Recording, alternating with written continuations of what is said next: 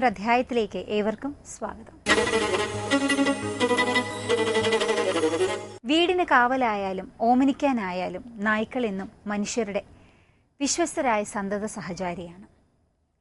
നായ്ക്കൾ ഉടമസ്ഥരോട് കാട്ടുന്ന അളവറ്റ കൂറും സ്നേഹവും അനുസരണയും ആരാധനയും ഒക്കെയാണ് നായ് വളർത്തലിൽ നമുക്ക് ഏറ്റവും സംതൃപ്തി നൽകുന്നത്. നായ്ക്കൾ മനുഷ്യരെ യജമാനനായി കണ്ടാൽ മാത്രമേ അവരുടെ ഇടയിൽ ഒരു നല്ല ബന്ധമുണ്ടാവുകയുള്ളൂ. ഒരുപക്ഷെ നമുക്ക് ചുറ്റും പല ഇനങ്ങളിലും പല വർഗത്തിലും പെട്ട നായ്ക്കൾ ഉണ്ടെങ്കിലും ഇവയ്ക്കെല്ലാം പൊതുവായ ഒരു സവിശേഷതയുണ്ട്. ഈ സവിശേഷതകളെക്കുറിച്ച് സംസാരിക്കുന്ന ഒരു പരിപാടിയാണ് പെറ്റ്സ് കോർണർ. പെൺമയിൽ അടുത്തത് പെറ്റ്സ് കോർണർ.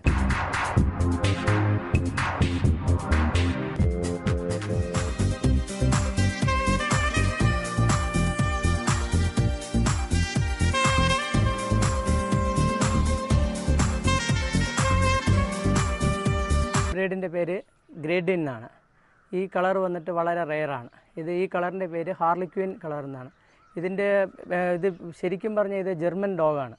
ഇത് ജർമ്മനിയിൽ നിന്ന് ഇത് ഇന്ത്യയിലേക്ക് വന്നിട്ട് തന്നെ ഒരു 30-35 വർഷത്തിൽ കൂടുതലായി. ഇത് ഒരു ഡെലിവറിയിൽ ഒരു 12 കുട്ടി 16 വരെ കിട്ടിയിട്ടുണ്ട്.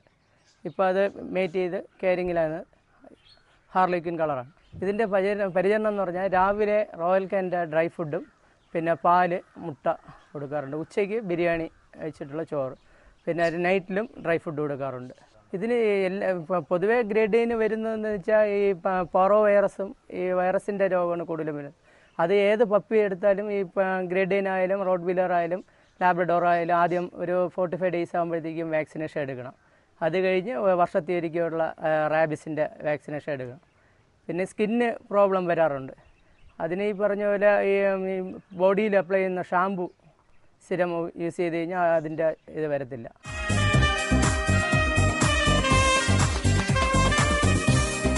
മറ്റുള്ള ബ്രീഡിനെ അപേക്ഷിച്ച് ഇത് പൊതുവേ ഫുഡിൽ തന്നെ ഭയങ്കര ഹെവി ഫുഡാണ് ഇത് കഴിക്കുന്നത്. പിന്നെ ഇതുപോലെ ചിലത് മാത്രം വളരെ ഭയങ്കരമായിട്ട് ഫ്രണ്ട്ലി ആയിരിക്കും. ബാക്കിയെല്ലാം കുറച്ച് ഫെറോഷ്യസ് ആണിത് ഈ ബ്രീഡ് എന്ന് പറയുന്നത്. പൊതുവേ വീട്ടിലുള്ള കുട്ടികൾക്കും വീട്ടിലുള്ള വൈഫും ഹസ്ബൻഡ് എല്ലാവർക്കും വളർത്താവുന്നേ ഉള്ളൂ.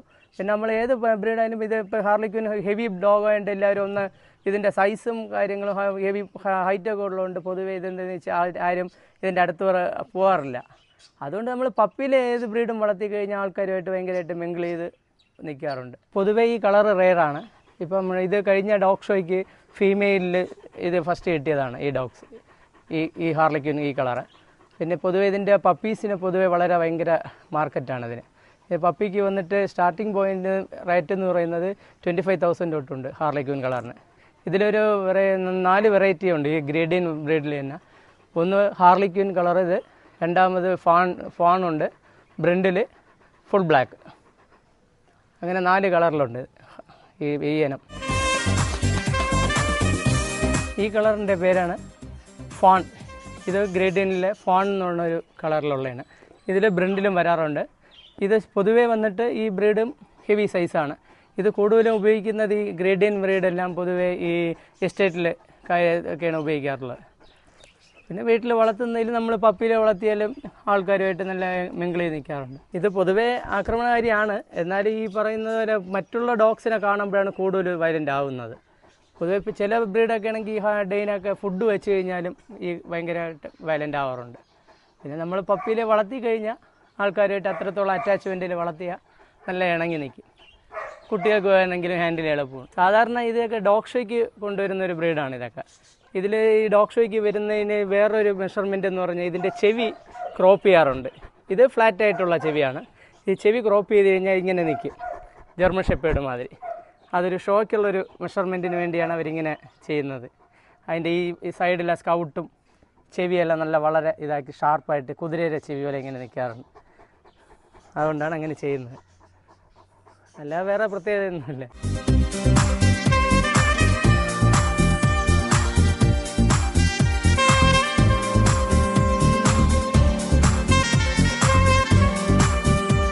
സാധാരണ നായ്ക്കൾ ഒരു 10-45 വെറൈറ്റിയിലുണ്ട്.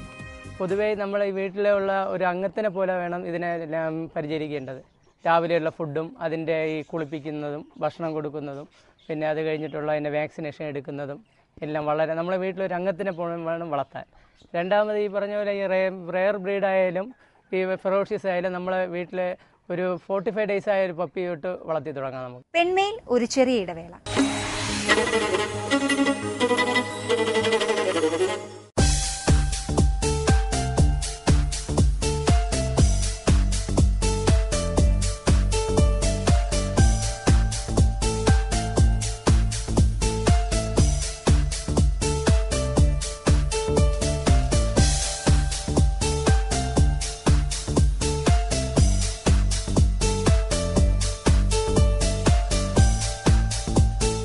ഇതിൽ ഉള്ളതിൽ ഒരു മെയിലും 2 ഫീമെയിലാണ് ഇപ്പോൾ ഉള്ളത്.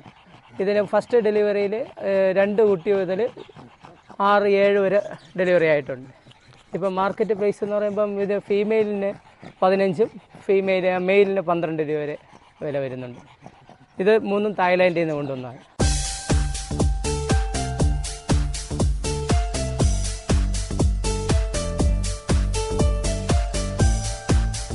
ഇത് പഗ്ഗിൻ്റെ പ്രധാന പ്രത്യേകത എന്ന് വെച്ചാൽ ഇത് ഹച്ചിൻ്റെ പരസ്യം വന്നതോടെ വോഡോഫോണിൻ്റെ പരസ്യം വന്നതോടുകൂടിയാണ് ഈ ബ്രീഡ് ജനങ്ങൾ അറിഞ്ഞു തുടങ്ങിയത്.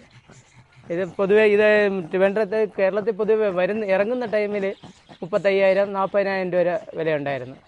ഇപ്പോഴാണ് മാർക്കറ്റ് വില ഇങ്ങനെ ആയത്. കോമൺ പോലെ ഒരുപാട് ബ്രീഡിങ് നടന്നിടന്ന് ആയതുകൊണ്ടാണ് ഇത് ഇതായത്. പിന്നെ ഇതിൻ്റെ പ്രത്യേകത എന്ന് പറഞ്ഞാൽ ഇതിൻ്റെ ഈ പഞ്ചിങ് ഹെഡ് എന്ന് പറയും. ഈ ഹെഡ് വന്നിട്ട് ഇങ്ങനെ മൂക്കും ഈ റിങ്കിൾസ് എല്ലാം ഇതുപോലെ ഇരിക്കണം. ഈ ആർച്ച് എന്ന് പറയുന്ന ഈ സംഭവം ഇതൊന്നും ഇങ്ങനെ കട്ടാകാൻ പാടില്ല. ഇതൊക്കെയാണ് ഇതിൻ്റെ പ്രത്യേകത എന്ന് പറയുന്നത്. ഇതിൻ്റെ ഫുഡ് എന്ന് പറഞ്ഞാൽ പൊതുവേ രാവിലെ ഡ്രൈ ഫുഡ്, പിന്നെ പാല്, മുട്ട എല്ലാം കഴിക്കാറുണ്ട്. പിന്നെ ഉച്ചയ്ക്കുള്ള മീറ്റുമായിട്ടുള്ള ചോറ് കൊടുക്കാറുണ്ട്, ബിരിയാണി പോലെ വെച്ച്. പിന്നെ ബിസ്ക്കറ്റൊക്കെ വളരെ ഇഷ്ടമാണ്. പിന്നെ മുട്ടായി ഭയങ്കര ഇഷ്ടമുള്ള ഒരിതാണ്. ഈ 5 സ്റ്റാർ, എക്ലെയർ, മഞ്ചിൻ്റെ മുട്ടായിയൊക്കെ ഭയങ്കര ഇഷ്ടമുള്ളതാണ്. പിന്നെ പൊതുവേ ഇത് ഭയങ്കര ഗ്രാഫിക് പവറുള്ള ഒരു ബ്രീഡാണ്. പൊതുവെ നമ്മളെന്തെങ്കിലും വർക്ക് ചെയ്യാൻ വേണ്ടി നമ്മൾ പോകുമ്പോൾ ഇറങ്ങിയാൽ അത് അഡ്വാൻസ് ആയിട്ട് പോയി ആ സ്ഥലത്ത് പെർട്ടിക്കുലർ സ്ഥലത്ത് പോയി നിന്നത് അത് ചെയ്യാറുണ്ട്. സാധാരണ ഈ മൊബൈൽ ഫോണിൽ എടുത്തുകൊണ്ട് വരും, അങ്ങനെയൊക്കെ ഉള്ളൊരു ഇതുണ്ട്. അത് കൂടുതൽ പഠിപ്പിക്കുകയും കൂടെ ചെയ്താൽ പൊതുവെ പഠിപ്പിക്കാതെ തന്നെ ഇപ്പം നമ്മൾ ആൾക്കാരുമായിട്ട് ഭയങ്കര പെറ്റായിട്ട് ഫ്ലാറ്റിലേക്ക് ഒരുപാട് വളർത്തുന്നുണ്ട് ഈ ബ്രീഡ്. പൊതുവെ ആൾക്കാരുമായിട്ട് നല്ല ഇണങ്ങി നിൽക്കുന്ന ഒരു ബ്രീഡാണ്. ടോയ് ഗ്രൂപ്പിൽ വരുന്ന ഒരു ബ്രീഡാണ് ഇത് പൊതുവെ പഗ് എന്ന് പറയുന്നത്.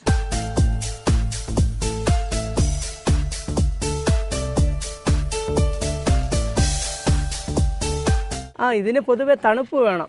സാധാരണ ഇതിൻ്റെ ഈ ബ്രീത്ത് എടുക്കുന്നതും ഈ മൂക്ക് ഇതെല്ലാം കൂടെ ഇങ്ങനെ ചപ്പലായതുകൊണ്ട് പൊതുവെ മറ്റുള്ള ബ്രീഡ് പോലെയല്ല, വാ തുറന്നാണ് കൂടുതലും ഓക്സിജൻ ശ്വസിക്കുന്നത്. പെട്ടെന്ന് ഇത് ടയർഡാവുന്ന ബ്രീഡാണ്. ഈ വെയിലൊന്നും ഓവറായിട്ട് ഇതിന് കൊള്ളാൻ പാടില്ല. പൊതുവെ തണുപ്പും കുറച്ച് കൂടുതൽ വേണം എന്നുള്ളൊരു ബ്രീഡാണ്.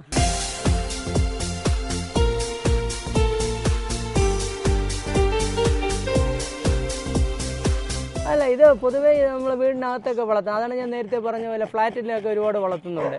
കാരണം ഇത് വളരെ ഒരു പെറ്റ് ഡോഗാണ് ശരിക്കും പറഞ്ഞാൽ. പിന്നെ ഇതിൽ വന്നിട്ട് വേറൊരു കളർ കൂടെ ഉണ്ട്. അത് ഫുൾ ബ്ലാക്കാണ്. അത് വളരെ റെയറാണ്. ഈ കളർ എന്ന് പറഞ്ഞാൽ സിൽവർ ഫാൺ എന്ന് പറയും ഇതിൻ്റെ കളർ. അതിൽ ഈ കോട്ടിങ് ഉള്ള ഈ കളറിനെ വന്നിട്ട് ആപ്രിക്കോട്ട് എന്ന് പറയും. അതാണ് ഇതിൻ്റെ പ്രത്യേകത. പൊതുവേ ഇതിനങ്ങനെ പ്രത്യേകിച്ച് അങ്ങനെ രോഗലക്ഷണമൊന്നും വരാറില്ല. പിന്നെ ഈ പറഞ്ഞ പോലെ എല്ലാ ഡോഗ്സിനും നമ്മൾ പപ്പിയിലുള്ള വാക്സിനേഷൻ കമ്പൽസറി ആയിട്ട് എടുത്തിരിക്കണം. വീട്ടിലെ കുട്ടികൾക്ക്, സ്ത്രീകൾക്ക് എല്ലാവർക്കും വളർത്താമെന്നുള്ള ഒരു ബ്രീഡാണ് ഇത്. സാധാരണ ഫസ്റ്റ് ഡെലിവറിക്ക് ഇപ്പോൾ എൻ്റെ ഒരു ഫ്രണ്ടിൻ്റെ 9 വരെ പ്രസവിച്ചിട്ടുണ്ട്. പഗ്ഗൊക്കെ വളരെ റെയറാണ് ഈ 9 കുഞ്ഞുങ്ങളെ കിട്ടുന്നത്. പൊതുവേ 1 തൊട്ട് 5, 6, 7 വരെ 8 വരെയൊക്കെ ഡെലിവറി ആയിട്ടുണ്ട്.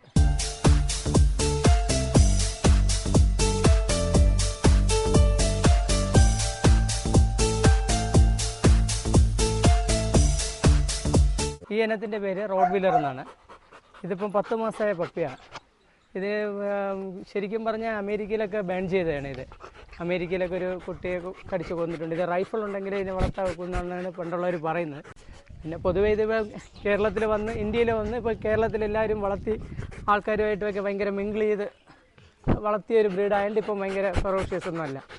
എന്നാൽ ചിലതൊക്കെ ആണെങ്കിൽ ഡെലിവറി സമയത്തൊക്കെ സാധാരണ അത് ചെയ്യാറുണ്ട്.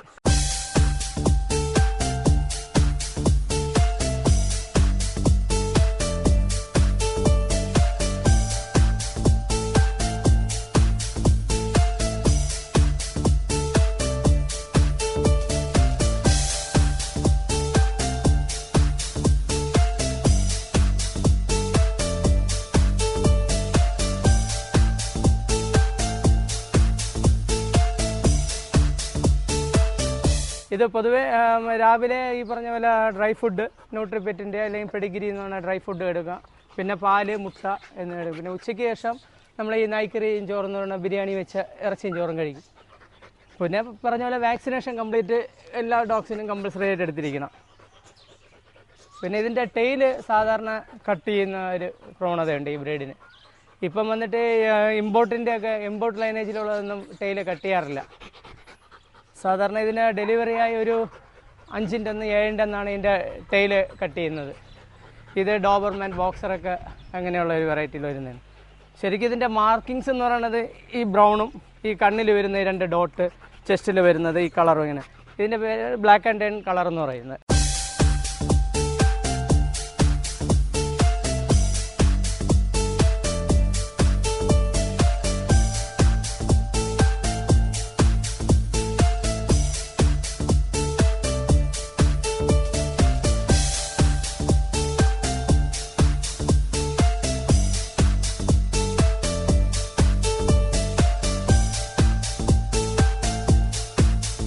ശരിക്കും പറഞ്ഞാൽ ഇത് വൺ മാൻ ഡോഗ്സാണ്.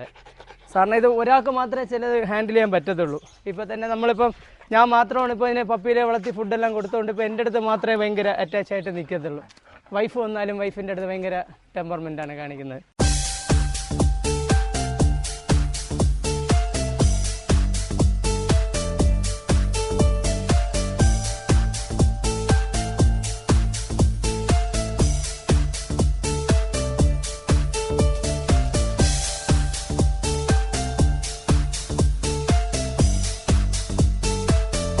സാധാരണ ഇത് KCI എന്ന് പറയും, കെന്നൽ ക്ലബ് ഓഫ് ഇന്ത്യ. അതിൻ്റെ രജിസ്റ്റേർഡ് ഉള്ള ഡോഗ്സിന് മാത്രമേ സർട്ടിഫിക്കറ്റ് കിട്ടാറുള്ളൂ. ഇതിനിപ്പം ആനയ്ക്ക് ചെവിയുടെ സൈഡിലെടുക്കുന്ന, അതുപോലെ ഇതിനെന്ന് വെച്ചാൽ മൈക്രോ ചിപ്പ് എന്ന് പറഞ്ഞൊരു സംഭവമുണ്ട്. അപ്പം സർട്ടിഫിക്കറ്റ് ഉള്ള പ്യുവർ ബ്രീഡിന് മാത്രമേ ഈ മൈക്രോ ചിപ്പും സർട്ടിഫിക്കറ്റൊക്കെ ലഭിക്കുകയുള്ളൂ. ഇതിൻ്റെ സർട്ടിഫിക്കറ്റിൻ്റെ ഇതിലുള്ള ഈ മൈക്രോ ചിപ്പ് എന്ന് പറയുന്ന ഒരു ഡിജിറ്റൽ നമ്പറാണ്. അതിൻ്റെ ഈ കോളറിൽ ഇവിടെ ആയിട്ടാണ് ഇങ്ങനെ വെറ്റിനറി ഡോക്ടറാണ് അപ്ലൈ ചെയ്യുന്നത്. നമുക്കിപ്പോൾ ഈ ഇത് അതിനകത്ത് ഇൻക്ലൂഡിങ് ആയി കഴിഞ്ഞോ ഇല്ലയെന്ന് അറിയാൻ വേണ്ടി ഇതൊക്കെ ആണെന്നുണ്ടെങ്കിൽ ഡോക്ടറിൽ ഇതിൻ്റെ സ്കാനറുണ്ട്, അത് വെച്ച് നോക്കിക്കഴിഞ്ഞാൽ അറിയാൻ പറ്റും. പ്യുവർ ബ്രീഡിന് മാത്രമേ ഈ KCI രജിസ്ട്രേഷൻ സർട്ടിഫിക്കറ്റൊക്കെ കിട്ടത്തുള്ളൂ.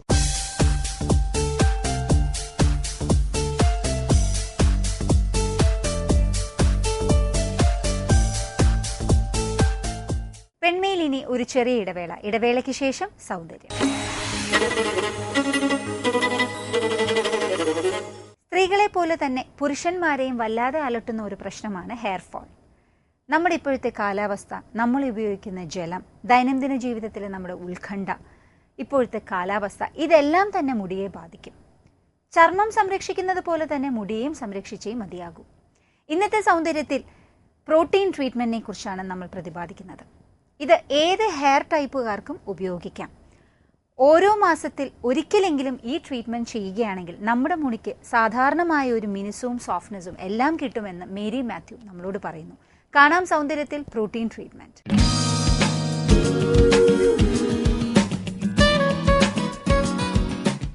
സൗന്ദര്യത്തിലേക്ക് സ്വാഗതം.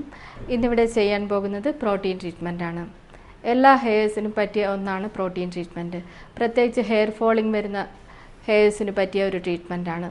അതുപോലെ ഹെയർ ഡ്രൈ ആയിരിക്കുന്ന ഹെയറിനും പറ്റിയതാണ് പ്രോട്ടീൻ ട്രീറ്റ്മെൻറ്റ്. അതുപോലെ ഹെയർ ടെക്സ്ചറൈസിങ്ങും സ്മൂത്തനിങ്ങും ഒക്കെ ചെയ്തതിന് സാധാരണ ഓരോ മാസം ഇടവിട്ട് ഈ ട്രീറ്റ്മെൻറ്റ് ചെയ്യാറുണ്ട്. ഇത് കാരണം ഹെയർ ഭയങ്കര മിനുസമായിരിക്കും. അപ്പോൾ ഷാംപൂ ചെയ്ത ഹെയറാണിത്. എപ്പോഴും പ്രോട്ടീൻ ട്രീറ്റ്മെൻറ്റ് ചെയ്യുന്നതിന് മുന്നായിട്ട് നന്നായിട്ട് ഹെയർ ഷാംപൂ ചെയ്യണം. അതിന് പ്രത്യേകിച്ച് പ്രോട്ടീൻ ഷാംപൂ തന്നെയാണ് യൂസ് ചെയ്യേണ്ടത്. എപ്പോഴും ഹെയർ നല്ല സ്കാലപ്പ് എപ്പോഴും നന്നായിട്ട് ക്ലീൻ ആയിരിക്കണം. അതിനുശേഷം വേണം പ്രോട്ടീൻ ക്രീം അപ്ലൈ ചെയ്യാനായിട്ട്. ഇതിപ്പം സെഷനായിട്ട് എടുത്തിട്ട് വേണം പ്രോട്ടീൻ്റെ ക്രീം അപ്ലൈ ചെയ്യാനായിട്ട്. ഇത് സ്കാലപ്പിലും അതുപോലെ ഹെയറിൽ നന്നായിട്ട് അപ്ലൈ ചെയ്യണം.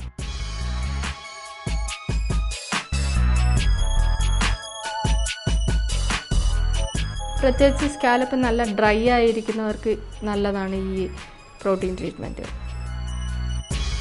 മുടി നന്നായിട്ട് ഷാംപൂ ചെയ്ത ശേഷം ഒരിക്കലും ഉണക്കരുത്.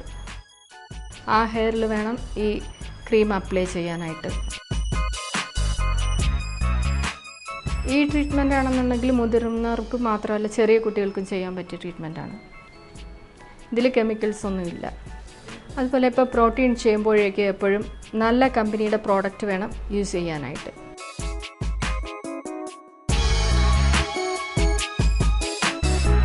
മാസത്തിലാണെന്നുണ്ടെങ്കിൽ 2 പ്രാവശ്യം ഈ പ്രോട്ടീൻ ചെയ്യാം. ഹെന്ന ചെയ്യുന്നത് കാരണം കൂടുതലും ഹെയർ ഭയങ്കര ഡ്രൈ ആക്കും. അത് കാരണം കൂടുതലും ഹെന്ന ചെയ്യേണ്ടി വരുന്നവർ ഇടയ്ക്ക് പ്രോട്ടീനും കൂടി ചെയ്യുന്നത് നന്നായിരിക്കും. നന്നായിട്ട് ക്രീം സ്കാലപ്പിലും ഹെയറിലും അപ്ലൈ ചെയ്യണം. അതിനുശേഷം നന്നായിട്ട് കോംബ് ചെയ്യണം. ഇപ്പോൾ ഫ്രണ്ട് പോർഷന് അപ്ലൈ ചെയ്ത് കഴിഞ്ഞ് ഇനി ബാക്ക് ഭാഗം അപ്ലൈ ചെയ്യാൻ പോകാം.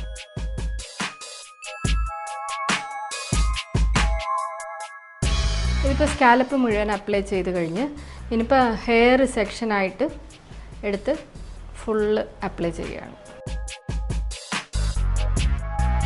ഹെയറിൻ്റെ മുകൾ മുതൽ താഴെ ഭാഗം വരെ നന്നായിട്ട് ഈ ക്രീം പുരട്ടണം.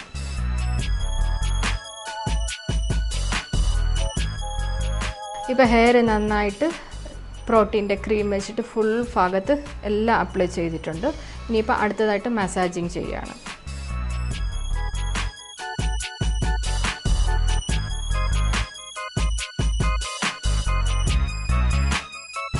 ഇങ്ങനെ മസാജിങ് ചെയ്യുന്നതുകൊണ്ട് ഉള്ള ഗുണമെന്ന് വെച്ചാൽ ഹെയർ നല്ല ബ്ലഡ് സർക്കുലേഷൻ ഉണ്ടാവും. പിന്നെ ഹെയർ ഫോളിങ് ഉണ്ടെങ്കിൽ അത് മാറിക്കിട്ടും. പിന്നെ ഈ ഹെയറിൻ്റെ ഈ സ്കാലപ്പിൻ്റെ ഉള്ളിലേക്ക് ഈ ക്രീംസും പ്രോട്ടീൻസും എല്ലാം ചേർന്നിട്ടുള്ളത് അകത്തേക്ക് കുറച്ച് പോകും. അപ്പോൾ ആ മുടിയുടെ ടെക്സ്ചർ തന്നെ ഒന്ന് മാറ്റും. ഭയങ്കര ഡ്രൈനെസ് ഒക്കെയുള്ള ഹെയർ ആണെങ്കിൽ നല്ല മോയ്സ്ചർ ബാലൻസ് ഉണ്ടാകും. ഈ മസാജ് ഇങ്ങനെ ഒരു 20 മിനിറ്റ്സ് അല്ലെങ്കിൽ 15 മിനിറ്റ്സ് മിനിമം ചെയ്യണം.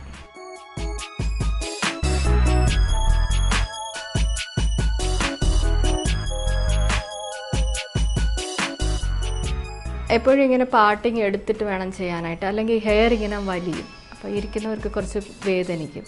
ആ പാർട്ടിങ് കറക്റ്റ് തന്നെ ആയിരിക്കണം ചെയ്യുന്നത്.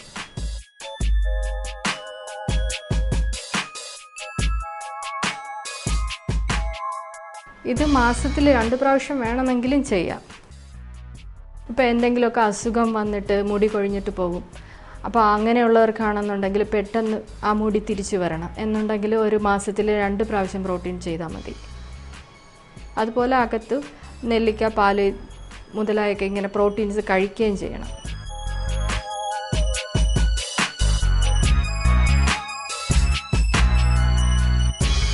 ഹെയർ കളർ ചെയ്ത മുടിയാണെന്നുണ്ടെങ്കിൽ എപ്പോഴും ഭയങ്കര ഡ്രൈ ആയിരിക്കും. ആ ഡ്രൈനെസ് മാറ്റാനായിട്ട് ഈ സ്പാ അല്ലെങ്കിൽ പ്രോട്ടീൻ ചെയ്താൽ നന്നായിരിക്കും.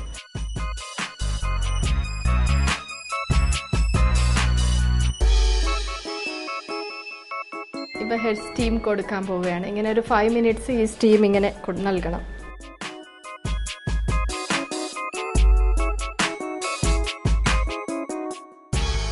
ഇപ്പോൾ പ്ലെയിൻ വാട്ടറിൽ 20 മിനിറ്റ് ശേഷം പ്രോട്ടീൻ ട്രീറ്റ്മെൻറ്റ് ചെയ്തത് വാഷ് ചെയ്ത് കഴിഞ്ഞു. അതിനുശേഷം ഇപ്പോൾ മുടി നോക്കുമ്പോഴേക്കും നല്ല സിൽക്കി ആയിട്ടുണ്ട്, നല്ല ഷൈനിങ് ഉണ്ട്. ഇത് മാസത്തിൽ 1 പ്രാവശ്യം ചെയ്താൽ എപ്പോഴും ഇങ്ങനെ തന്നെ നിൽക്കും.